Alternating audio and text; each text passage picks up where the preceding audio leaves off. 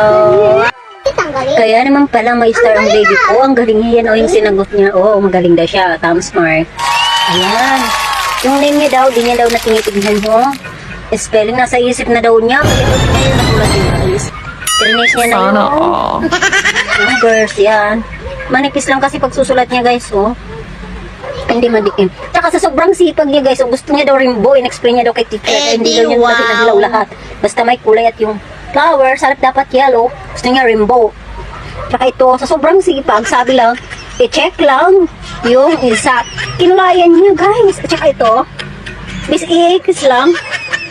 Tsaka kukulayan, tignan niya guys. Ang talinod talaga ng baby ko. Ayan guys, magaling yung baby ko. Galing magsulat ng baby ko. Tsaka ito pa siya guys. Galing na ka. Parang bulate. Pero okay lang kasi nag-i-effort siya at nakikinig yung teacher. Kaya great job. Ang galing ng baby ko.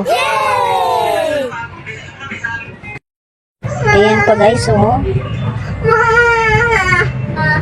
Dati kung saan-saan pumupunta yung sulat niya. Ngayon, oh, great job. Tsaka pala guys, yung notebook niya, binalit ko yan ng plastic envelope yan.